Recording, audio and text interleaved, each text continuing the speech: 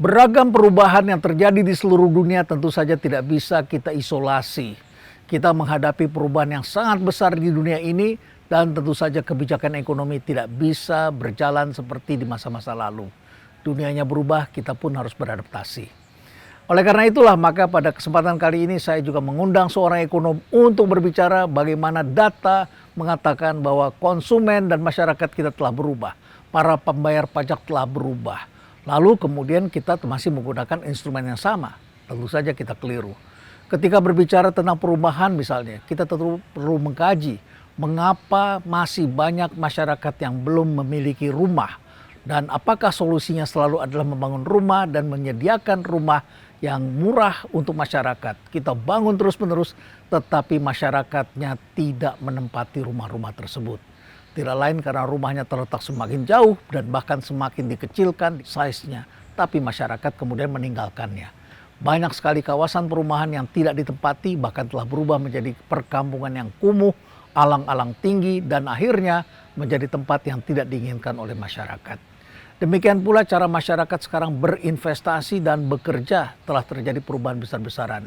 Kaum muda sekarang mulai memasuki dunia baru yaitu gig economy. Yang kalau kita lihat-lihat ini adalah merupakan kegiatan ekonomi yang lebih mirip sebagai kegiatan ekonomi informal.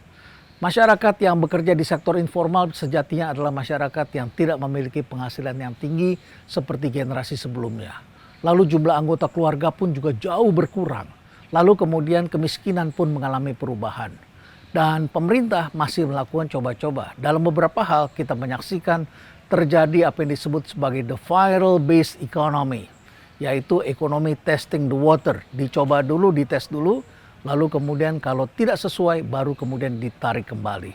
Itu sudah terjadi beberapa kali dan tentu saja ini tidak bisa kita teruskan seperti itu. Seperti apa perubahan yang nyata dalam kehidupan ekonomi kita? Mari kita lihat bagaimana data berbicara dan kemudian ekonomi mengalami perubahan. Dan tentu saja bahan-bahan ini penting bagi para pengambil kebijakan, baik itu di pemerintahan maupun di perusahaan-perusahaan agar bisa tetap relevan dalam menghadapi situasi yang telah jauh berubah ini.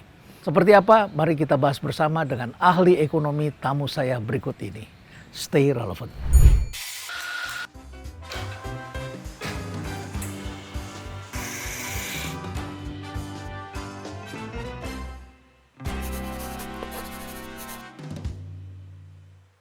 Selamat datang kembali Prof. Telisa. Iya, terima kasih Prof. Ya, makasih sudah Iya, datang selalu. kembali di Cafe Berisi.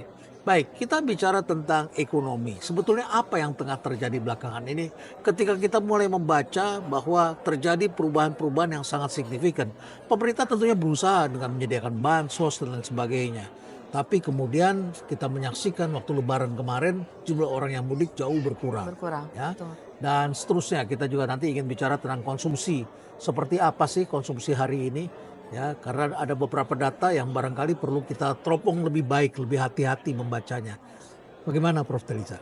Iya, jadi nanti ujungnya yang kita diskusikan tuh mungkin bagaimana solusi menghadapi ini ya. Kita sudah tahu semua, kita sudah merasakan bahwa intinya dalam perekonomian kita saat ini itu sedang terjadi perlambatan. Jadi kita sebagai bangsa yang masih tumbuh, ekonomi kita masih tumbuh, tapi memang pertumbuhan kita itu sedang melambat ya.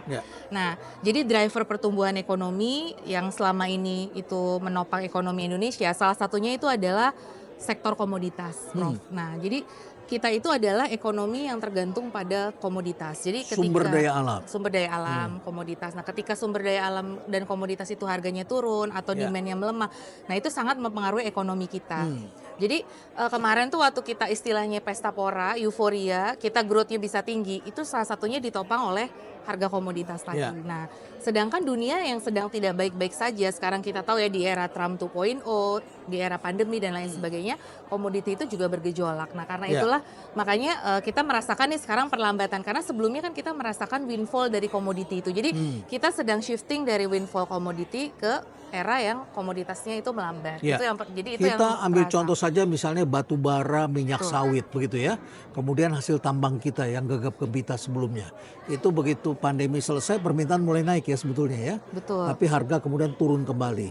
Dan sekarang kita lihat ketika ekonomi Cina sebagai pembeli yang besar juga terganggu, Terganggu, betul. berarti permintaan komoditi turun, berarti harga turun. Betul. Dan ini mengakibatkan ekonomi kita melambat. Melambat, Ya. ya. Sadar atau tidak, ternyata kita tergantung juga ya pada harga komoditas dan juga tadi benar pertumbuhan ekonomi Cina itu memang sangat mempengaruhi Indonesia. Ya. Dan kita tahu ya Cina sekarang melambat juga kan, karena ini juga yang ditetapkan oleh strategi AS sendiri. Kalau kita Ya. bicara strategi antara AS dengan Cina, ini kan melambatnya Cina itu juga ya ada unsur dari AS juga kan terkait kebijakan tarif. Nah, jadi kita terpengaruh oleh pertumbuhan ekonomi Cina yang melambat. Itu eksternal faktor. Ya. Terus kemudian kita juga perlu lihat faktor struktural lain, Prof. Kalau saya melihat kan Prof juga di tayangan-tayangan Prof sering membahas ya perubahan algoritma ya kalau Ya, Prof ya. bicara. Nah, di dalam ekonomi juga ini ada perubahan algoritma ekonomi karena digitalisasi misalkan. Jadi pola konsumsi masyarakat ini berubah memang di era digital ini ya, Ya. tidak sama lagi gitu. Nah, jadi masyarakat pun di sini mengalami adaptasi dan dinamika. Jadi memang ada pola perubahan struktural dari konsumsi masyarakat itu sendiri. Jadi mungkin adanya pandemi dan lain sebagainya telah membuat masyarakat itu juga berhati-hati dalam berkonsumsi ya. Sehingga mereka nggak jor-joran lagi dalam berkonsumsi, lebih berhati-hati, lebih bisa selektif lagi, memilih. Kalau dulu kan orang mungkin di masa sebelum pandemi ataupun juga di masa windfall commodity itu, orang cenderung konsumsinya jor-joran. Nah, sekarang dengan kondisi pandemi itu telah mengajarkan orang untuk berkonsumsi ataupun di era digitalisasi, orang berkonsumsi itu lebih selektif gitu. Itu juga yang menyebabkan kenapa kok kita lihat di data-data penjualan retail, penjualan mobil seperti itu mengalami penurunan kan. Itu juga selain karena memang daya belinya yang turun, saya melihat juga ada faktor shifting dari preferensi masyarakat itu. Pola konsumsinya memang berubah seperti itu. Kalau begitu kebijakan ekonomi tentu harus membaca perilaku konsumen yang berubah Betul. ini ya. Betul. Saya coba melihat mengenai data perumahan. Ya, Iya. perumahan ini backlog perumahan ini 9 juta rumah begitu Betul, ya. iya. Dari dulu kan strateginya karena backlog bangun rumah, bangun rumah. Tapi kalau saya baca di liputan-liputan itu rumah-rumah murah tidak ditempati. Bahkan kemudian menjadi rusak, kemudian kawasannya pun ikut rusak, alang-alang di mana-mana dan orang kemudian tidak membeli. Karena rumah murah itu solusinya adalah jauh berada di luar kota. Betul. Dan kemudian tenaga kerjanya di tempat yang sangat jauh sekali. Jadi barangkali pemerintah juga harus menyesuaikan diri ya. Apalagi kaum muda sekarang mulai berpikir untuk pola, tidak membeli iya. rumah. Betul. Ya.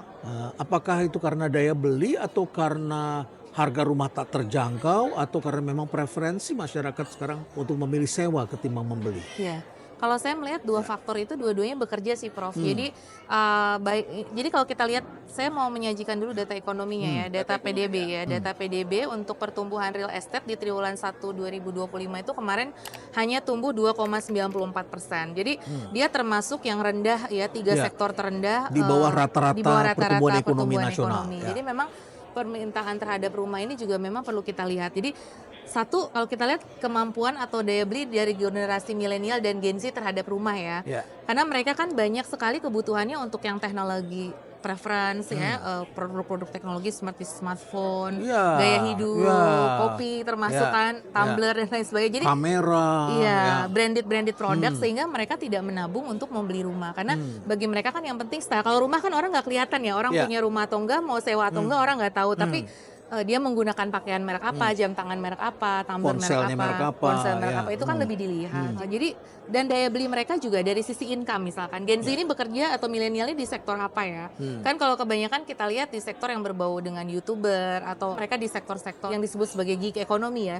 Jarang mereka mau menjadi PNS atau menjadi pegawai di lembaga keuangan ya. Kalau dulu kan generasi X kan pengennya bekerja di perbankan ya, yang Perbankan, settle ya. di sektor keuangan Ya. seperti itu. Nah, sekarang mereka tidak jadi pilihan untuk bekerja di sektor-sektor itu sehingga mereka memilih ke sektor-sektor yang ya relatif uncertain dari sisi income. Mungkin bisa menghasilkan tapi kan untuk perumahan kan diberikan dengan kredit iya, ya. iya, slip gaji. Slip gaji dan Ya, nah itu mereka dilihat, tidak ya. memenuhi kan. Jadi saya pernah kerja di salah satu bank dan bank itu kemudian melakukan analisis pengembangan KPR. Ya. Jadi mereka sekarang susah untuk mencari yang memenuhi itu kriteria Ya. slip gaji dan sebagainya. Nah, mungkin harus agak disesuaikan dari pemberi kreditnya Ya. tentang kriteria yang eligible untuk mendapatkan rumah tadi. Bersamaan dengan perubahan shifting, ya terus kemudian income-nya dari milenial ini karena mereka banyak di sektor yang gig ekonomi sehingga Ya. tidak match dengan pembiayaan kredit perumahan itu. Jadi Itulah sebabnya kenapa dia menjadi turun. Ya. Jadi ada faktor daya beli, tapi juga ada faktor memang dari sisi preferensi dan juga memang dinamika dari kondisi mereka ya, yang memang lebih memilih ke sektor-sektor yang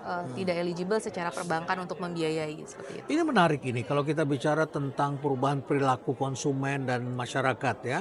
Kalau semakin banyak masyarakat yang bekerjanya dengan cara tadi, ya, jadi mencari uang dari gig ekonomi. Iya. Berarti kan mereka sudah masuk ke dalam sektor yang bukan lagi formal seperti dulu. Iya. Semakin banyak orang menjadi pekerja-pekerja yang jualan online dan sebagainya. Iya, pekerja ya. tidak penuh namanya. Ya, tidak Iya. penuh. Iya. Tetapi mereka mempunyai pendapatan begitu ya. Bahkan menjadi afiliator, menjadi reseller dan sebagainya. Iya. Itu kan banyak itu jumlahnya, itu jutaan. Kalau saya tanya TikTok, tanya Tokopedia, itu banyak sekali mereka yang bekerja seperti itu di sektor ini. Iya. Dan berarti kalau kita lihat seperti itu, berarti mereka tidak punya slip gaji seperti orang bekerja di kantoran.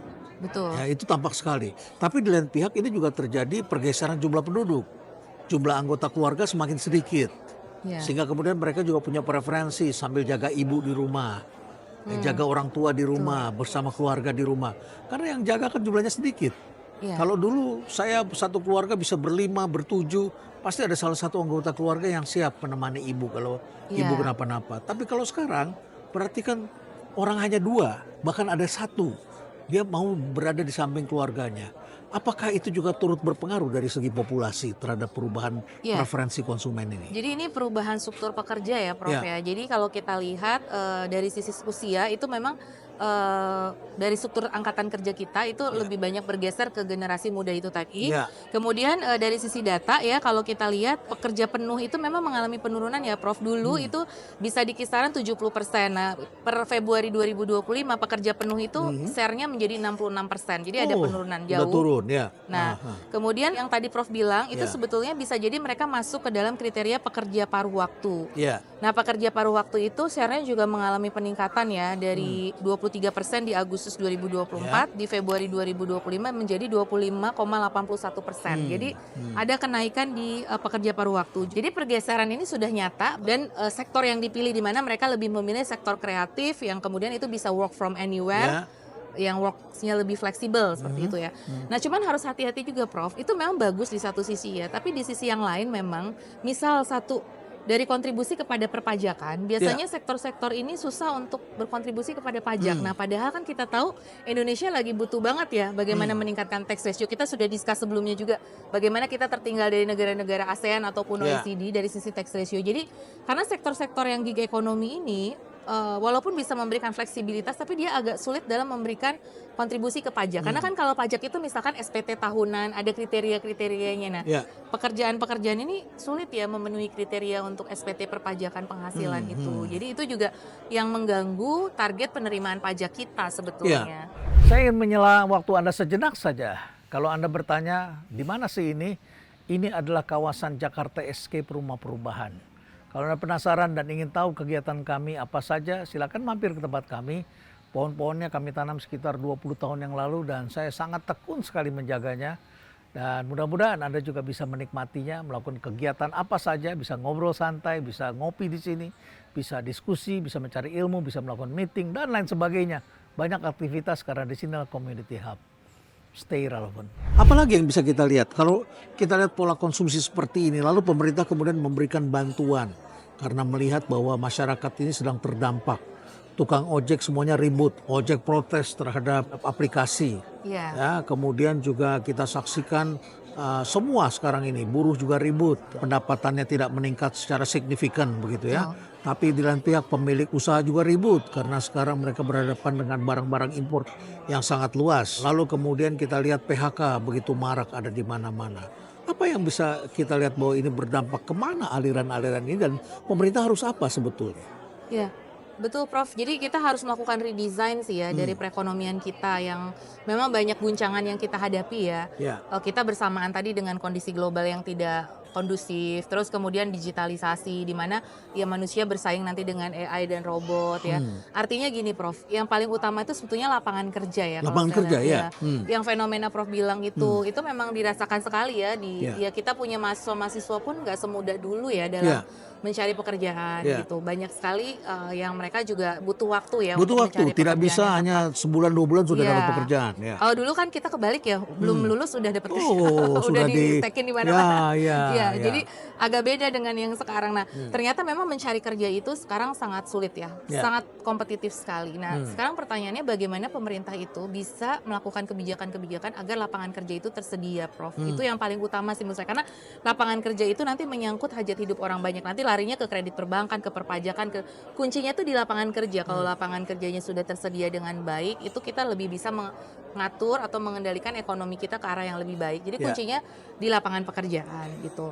Nah, sekarang malah fenomenanya banyak PHK kan yang Ya. terjadi itu. Nah, ini yang kita khawatirkan karena nanti ujung-ujungnya kalau PHK sudah banyak itu nanti jadi keresahan sosial. Namanya masyarakat ketika dalam keadaan lapar kan istilahnya udah nggak berpikir normal lagi ya, dan Ya. kemudian ke arah premanisme dan kejahatan itu semakin meningkat. Kita banyak kan sekarang ormas-ormas yang ternyata menjadi kendala ya di dalam kegiatan kawasan industri, adanya praktik-praktik pungli itu dan seterusnya yang sudah mulai meresahkan. Dan itu mengganggu buat para lapangan pengusaha. pekerjaan itu karena Iya, banyak nanti sekali ujungnya akhirnya semakin mengganggu lagi. industri menutup diri akhirnya. Iya, nah makanya Pak Presiden kan memang bagus juga sudah menciptakan Satgas Premanisme. Tapi ya again nggak cukup dengan itu kebijakannya, tapi Ya. juga memang kebijakan lapangan kerjanya itu harus kita redesign secara jelas. Maksudnya gini, dari investasi nih kita kan mengundang investor. Nah, berapa dari investasi itu bisa menyerap lapangan kerja? Terus kemudian sektor-sektor yang selama ini berkontribusi pada lapangan kerja kita tuh, Prof, misalkan yang pertama itu ya, yang paling gede itu salah satunya sektor selain pertanian, Ya. itu konstruksi. Nah, sedangkan konstruksi kemarin tumbuhnya 2,18. Kita kan emang lagi nggak bangun infrastruktur Lagi nggak memang, bangun, ya betul. Padahal infrastruktur itu adalah salah satu sektor yang padat karya. Anggaran yang paling banyak diefisienkan tuh anggaran konstruksi ya. Oh ya, ya, ya, Itu ya. sangat- Kementerian PU itu Iya, drop sekali anggarannya. squeeze Ya. banget. Ya, nah itu juga mungkin perlu dilihat kembali gitu loh. Karena dia termasuk sektor yang menyerap Menciptakan lapangan banyak tenaga kerja. Ya. Dan kemudian bagaimana program pemerintah yang ada sekarang yang jadi andalan itu kan makan bergizi gratis, Ya. kemudian program 3 juta rumah. Ya. Nah, dua program utama ini dan juga koperasi merah putih ya, ini 3 nih. Bagaimana 3 program ini menyerap lapangan kerja gitu, Prof? Jadi bukan hanya itu jadi buat program kampanye pemerintah saja, tapi gimana secara real itu bisa menyerap tenaga kerja. Nah, sedangkan kita program MBG aja nih belum tahu nih berapa UMKM yang tumbuh, karena kemarin kan masih ada sejumlah kendala ya kita. Ya. Padahal di situ kan bisa menciptakan lapangan kerja sebetulnya makan bergizi gratis itu. Mulai dari kokinya, mulai dari distributornya, harusnya kan ada. Nah, tapi ini kan belum terlihat ya, apa kita belum mendengar laporannya seperti Ya. apa. Kemudian program 3 juta rumah.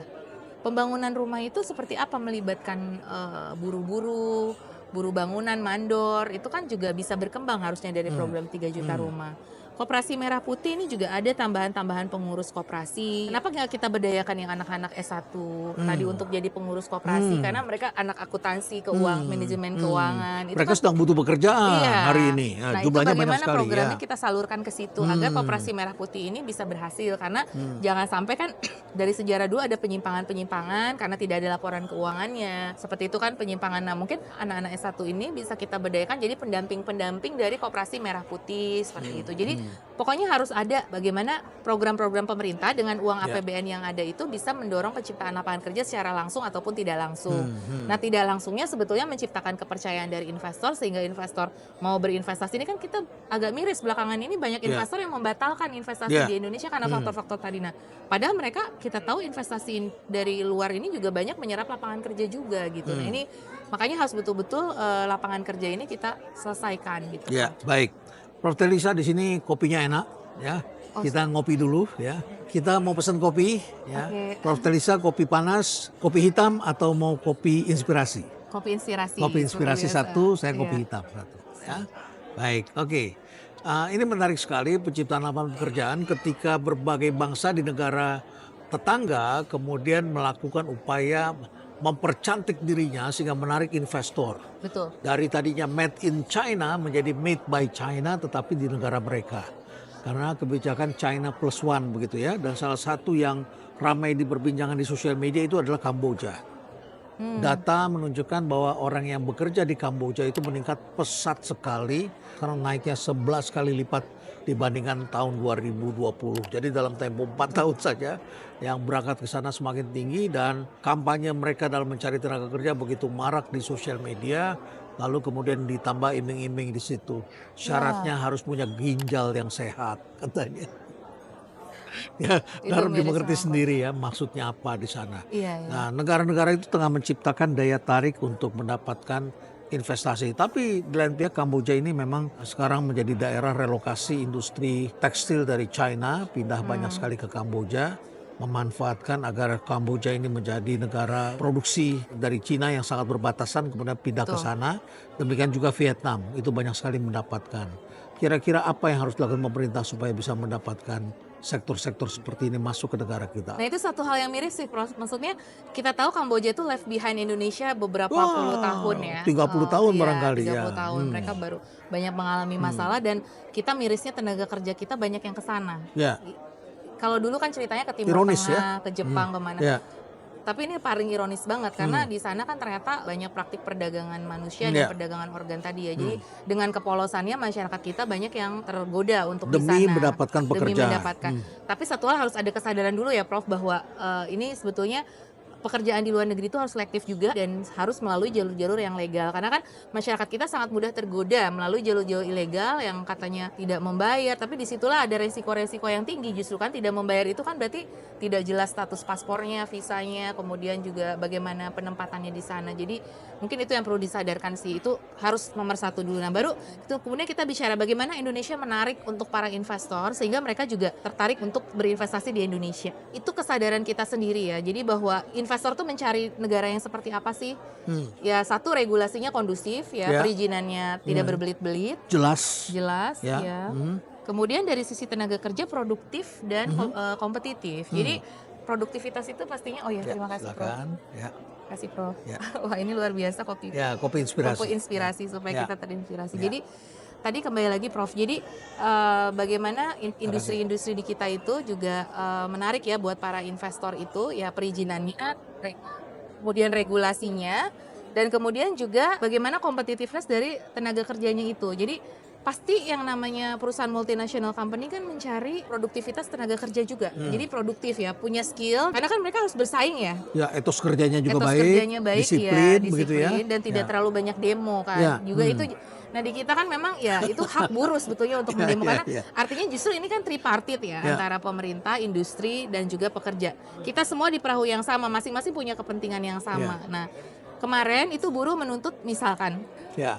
buruh menuntut upah naik 8%, 8 sampai 10 begitu ya. Terus dari dunia usaha bilang dengan pertumbuhan ekonomi 4,8, mereka paling bisa di kisaran 4 sampai 5% maksimum. Karena sesuai dengan pertumbuhan Ya. ekonomi ya. Pengusaha itu patokannya pakai angka pertumbuhan Kita belum ekonomi. bicara pertumbuhan ekonomi per sektor ya. Belum Ini bicara baru per sektor. rata-rata Baru sekian. rata-rata Dan kan, tadi ada yang sekitar pertumbuhannya hanya 2, sekian hanya ada persen. 2. Ya. Tapi ada juga yang fantastis di sini kan, pertanian kemarin 10%.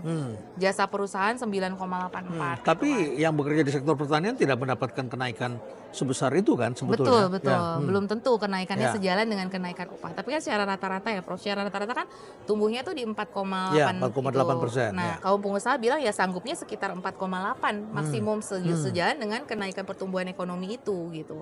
Tapi buruh kan pengennya 8 sampai 10. Nah, itu titik tengahnya seperti apa? Jadi mungkin di sini ada dialog gitu yang sama-sama nih supaya dari sisi buruh juga mereka ada semangat juga gitu. Jadi selain menuntut kenaikan upah harus sejalan dengan kenaikan produktivitasnya gitu. Jadi bagaimana buruh juga punya komitmen untuk menaikkan produktivitas seperti itu. Terus kemudian nanti ada CSR dari perusahaan mungkin untuk menopang ya agar biaya hidup buruh itu bisa terbantu. Kan kemarin ada diskon listrik, itu kan juga membantu tuh. Ya. Tapi Terus dicabut kemudian lagi. Iya, Ya. ada subsidi upah.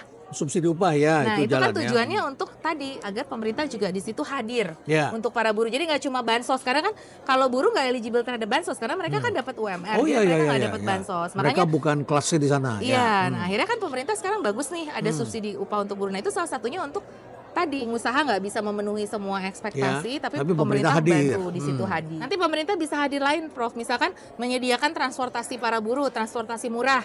Jadi mereka dengan adanya transportasi murah kerjasama dengan Pemda, misalkan Pemda punya anggaran untuk pelayanan publik nih, Pemda Karawang misalkan bisa menyediakan bis transportasi yang disediakan oleh Pemda supaya Ya. mereka bisa murah, kan membantu mengurangi. Nah di situ jadi harus ada inovasi-inovasi kolaboratif multi stakeholder. Jadi nggak bisa dari pemerintah doang atau pengusaha doang, tapi harus dari kolaboratif multi stakeholder. Itu sih Ya. kita cari inovasi-inovasi itu. Jadi memimpin di era yang tengah berubah, di era Betul, algoritma itu memang memerlukan inovasi-inovasi baru ya. Nah, betul. salah satu yang juga mendapat perhatian dari para ekonom tentu saja adalah kebijakan pemerintah yang sekarang semakin bergerak karena pola viral based policy.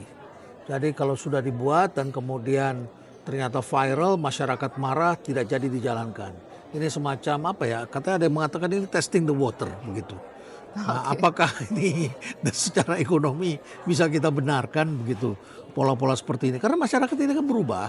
Dan Iya, misalnya saja ketika kenaikan PPN 12%, masyarakat protes, akhirnya last minute dan itu merepotkan memang ya. iya, iya. Karena menjelang malam tahun baru, pengusaha sudah label naiknya 12%, kenaikan ditambahkan dari 11% jadi 12%, tapi kemudian dibatalkan. Itu uangnya mau bagaimana mengembalikannya karena konsumennya datang sendiri-sendiri begitu, lain-lain dan tidak tercatat namanya begitu ya. Iya, Jadi contoh itu seperti itu. Kemudian larangan pengecer untuk menjual LPG 3 LPG, kilogram iya. itu juga kemudian dicabut. Larangan ojol dapat BBM subsidi ya. Kita juga saksikan seperti itu. Diskon tarif listrik sudah diberikan malah dibatalkan seperti itu.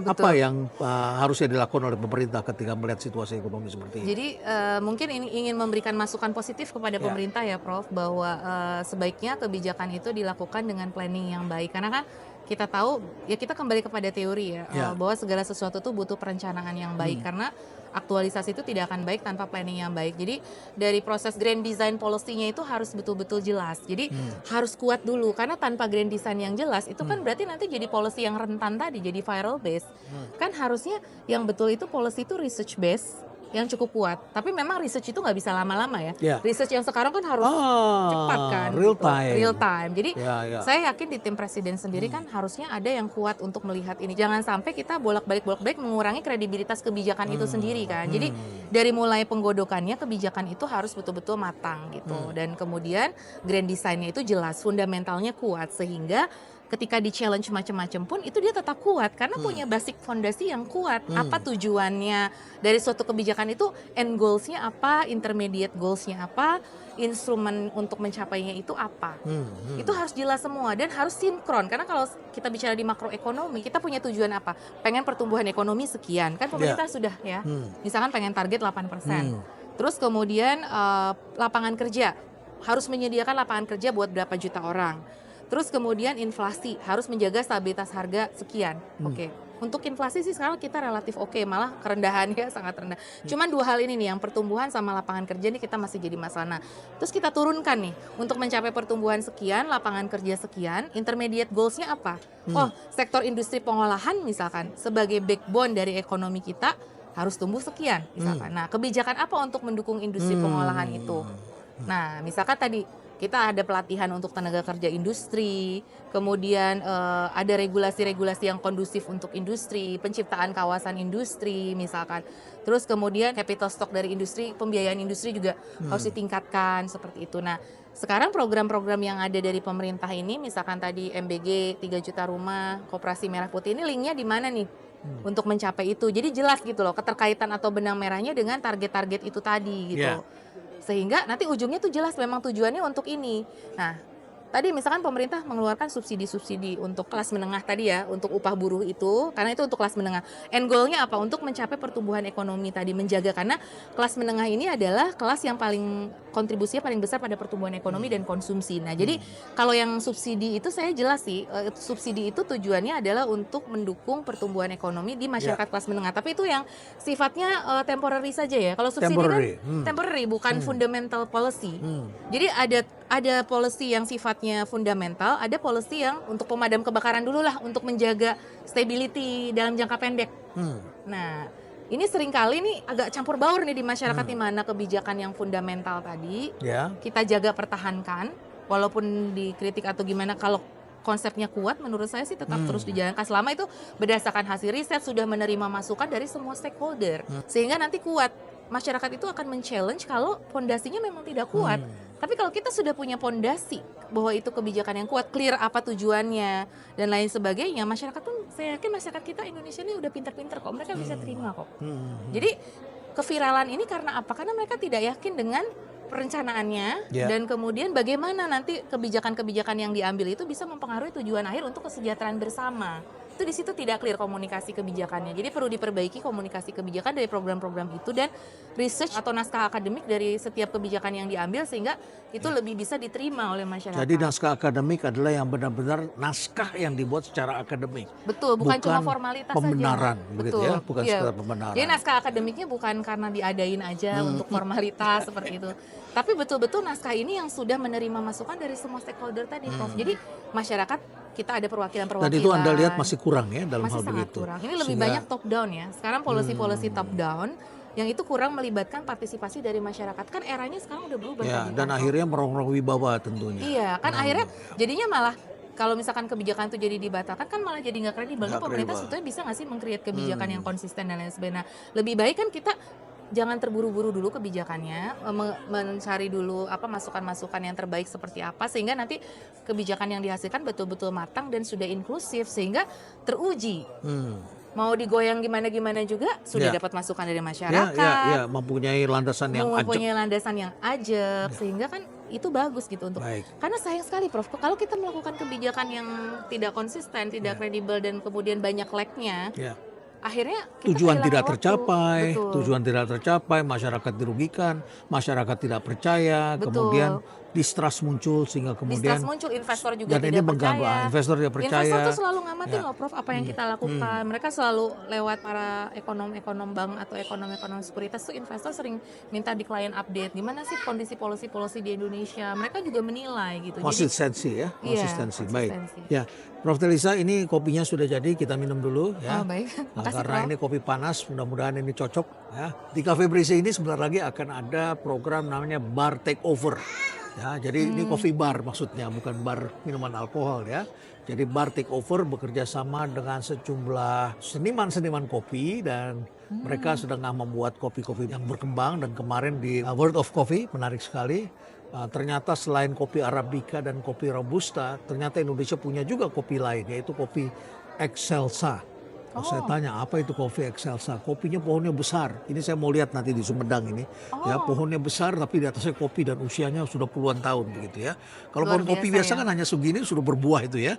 Tapi ini pohon tinggi ya dan ada satu jenis yaitu Excelsa yang juga dimiliki Indonesia. Mudah-mudahan nanti Anda juga berkesempatan untuk menikmati. Dan pas banget ya Prof, harga kopi kan lagi meningkat banget. Salah Lagi satu meningkat, penopang ekspor kita ya. juga salah satunya dari kopi ya. Ketika batu bara sama sawit turun nih kopi yang lumayan, Kopi kopi sama lumayan ya? kakao. Iya. Jadi dari data ekspor kita, ekspor kopi dan kakao itu juga sangat menopang. Makanya kita masih bisa surplus meskipun harga batu bara sama sawit itu lagi mengalami penurunan. Jadi artinya ekonomi kopi itu siapa tahu juga bisa menyerap lapangan kerja juga ya Prof tadi. Indonesia ajaib ya. Ya, Di sini turun tapi di sini ada yang naik begitu ya. betul. Ya, ya baik. Terakhir Sebetulnya kita ya. kayak sumber daya alam sih Prof. Indonesia itu kayak sumber daya alam, cuman bagaimana memanfaatkan sumber daya alam kita itu salah satunya kan di sisi ICOR-nya ya, banyak kebocoran-kebocoran ICOR, itu. Incremental Capital Output Ratio. Iya. Jadi perbandingan ICOR kita jumlah capital yang diperlukan untuk menghasilkan satu unit output ya. Iya, itu juga yang dilihat para investor, Prof. Jadi tadi kalau menjawab apa yang dilihat oleh investor selain productivity tenaga kerja, juga ICOR-nya. Karena ICOR itu kan artinya kebocoran ya. Jadi Iya. kalau kita banyak bocornya, ya mereka juga nggak mau return on investment-nya terbocor juga gitu kan. Tidak menghasilkan sesuatu yang produktif di negara kita, malah kebocoran yang banyak. Iya, Ya, itu baik. yang mereka takutkan ya. Ya, Jadi itu baik. yang harus kita jelaskan bahwa di Indonesia tuh masih bisa menghasilkan return yang baik gitu. Itu yang harus kita jaga sih. Baik, terakhir saya ingin menanyakan soal kebijakan efisiensi. Ketika unsur I belum balik cukup besar, bahkan terhambat oleh berbagai regulasi yang menghambat, premanisme, macam-macam gangguan kita rasakan. Kan kalau kita bicara pendapatan nasional, kita bicara ada unsur C, konsumsi, ada unsur investasi, ada unsur government spending. Paling tidak itu dulu lah yang intinya ya, walaupun ada yang lain. Tapi ketika unsur I belum datang, investor-investor belum begitu kuat datang ke kita, walaupun ada, lalu pemerintah sudah mengekang pengeluaran. Dan saya kira jumlah yang dikekang oleh pemerintah ini sangat besar sekali dan kemudian mengganggu pergerakan pendapatan masyarakat di lapangan. Karena banyak sektor yang juga mengandalkan pengeluaran pemerintah seperti misalnya perhotelan. Ya, PHK perhotelan kita sudah dengar cukup besar tadi di sektor pekerjaan umum, ya konstruksi tadi sudah disebutkan angkanya, ya. Nah, apa yang harusnya dilakukan? Karena ini juga memicu para gubernur dan para bupati yang juga ikut-ikutan ingin menunjukkan dukungan pada pemerintah pusat melakukan efisiensi. Padahal pemerintah itu kan bukan perusahaan. Mereka kalau punya uang harus spending. Dengan spending itu maka terjadi pergerakan ekonomi. Kurang lebih begitu kan? Betul. Ya. Nah, tapi kalau pemerintah daerah juga ikut-ikutan efisiensi, akhirnya kan uang yang beredar semakin terbatas dan mereka semakin efisien, tetapi masyarakat tidak mendapatkan pertumbuhan ekonomi. Apa yang harusnya dilakukan oleh pemerintah? Ya, jadi manajemen dari APBN-nya itu sendiri sih Prof ya, banyak sekali kebocoran di sisi penerimaan negara kan. Akhirnya ya pemerintah karena nggak pengen menambah utang terlalu banyak, akhirnya kan menekan pengeluarannya. Ya. Nah namun pengeluaran ini sendiri kan terbagi-bagi nih antara belanja rutin, belanja modal gitu kan. Jadi seringkali nih misalkan waktu di pemerintah ya, mobil dinas diganti padahal masih baru kayak gitu kan. Itu pemborosan baru 1 tahun 2 tahun. Nah itu memang setuju sekali. Hal-hal seperti itu yang tidak perlu. Sebaiknya tidak perlu dibeli yang baru begitu betul. ya. Kan usia mobil biasa 5 tahun selama masih bagus dan itu ya masih bisa dipakai. Lalu gitu kan. mengenai gaji dengan tarif hotel yang diizinkan oleh pemerintah kan sangat ironis itu. Gaji PNS-nya tidak besar, sekitar 4 juta 5 juta, tapi pejabat eselon 1-nya bisa menginap di hotel dengan biaya 9, sekian juta rupiah per malam. Iya. Itu sebetulnya memang ada suatu dilema ya. Ya seperti Prof bilang, sebetulnya pemerintah kan bukan persis seperti perusahaan ya. Iya. Dalam arti bahwa spendingnya itu sendiri kan mendorong kegiatan-kegiatan ekonomi seperti itu. Nah, tadi penghematan yang terbaru kemarin sudah keluar PMK-nya. Ya. Tidak ada uang rapat sama sekali, tidak ada uang perjadin. Ya. Pokoknya itu semuanya hilang. Itu kan mengurangi pendapatan sebetulnya. Nah, Ya. padahal uang-uang itu kalau saya lihat dari teman-teman yang PNS itu dipakai buat belanja di UMKM. Biasanya UMKM, misalkan mereka ke daerah dapat uang nggak seberapa sih beli sebetulnya. oleh-oleh buat mereka. Iya, oleh-oleh itu terjadi dari pergerakan uang ekonomi. Itu. Iya. Ya. Jadi efisiensi ini yang harus dituntas itu yang korupsi itu loh. Dituntaskan Dibersihkan atau enggak? dan Padahal itu besar premanisme sekali. itu ya. Jadi nutupin bocor yang remah-remah tadi hanya dari yang uang saku yang nggak seberapa tapi kemudian bocor di malah tempat menimbulkan lain. ya bocor yang besar di tempat lain. Nah, itu kan nggak balance gitu. Nah, ini efisiensi boleh saja tapi harus sejalan dengan penindakan korupsinya itu sehingga masyarakat pun merasa adil gitu. Dari uang pajak yang digunakan itu memang digunakan dengan lebih baik seperti itu. Jadi kalau di pusat mungkin nggak terlalu karena sudah renumerasinya udah oke. Kalau di daerah kan masih ini banget. Uang saku itu di daerah masih sangat penting sekali, Prof. Jadi itu akan mempengaruhi sekali kemungkinan produktivitas atau kinerja dari para ASN dan pergerakan juga. ekonomi di Dan daerah. pergerakan Ya, ekonomi baik. di daerah tadi. Terima kasih Prof. Telisa. Ini adalah percakapan yang mendasar menyangkut soal daya beli, menyangkut sampai ke efisiensi, lapangan pekerjaan. Tetapi inti dari semua itu adalah kita sudah saatnya merubah cara berpikir kita. Karena konsumen berubah, masyarakat berubah, aspirasi berubah, teknologi pun mempertajam aspek-aspek kerja kita. Dan ketika kita melakukan efisiensi, jangan sampai hasilnya adalah tidak efisien. Efisiensi harus menghasilkan efisien, tetapi pergerakan ekonomi harus terus dipantau dan kemudian digerakkan. Caranya bagaimana? Caranya adalah menggunakan cara berpikir baru karena masyarakat dan konsumen rakyatnya memang tengah berubah. Kalau kita bergerak dengan cara yang sama sementara masyarakat berubah, ya hasilnya tentu akan bertentangan. Saya kira inilah pelajaran yang bisa kita ambil dari diskusi kita pada kesempatan kali ini. Saya ucapkan terima kasih Prof. Telisa, dan tentu saja para pelaku usaha tentu harus bisa menyesuaikan dengan keadaan para aparatur pejabat sipil negara, para pejabat pemerintah pusat dan daerah tentu juga perlu memikirkan apa yang sudah kita sampaikan di sini. Di tengah-tengah situasi yang berubah, kita pun juga harus beradaptasi. Stay relevant.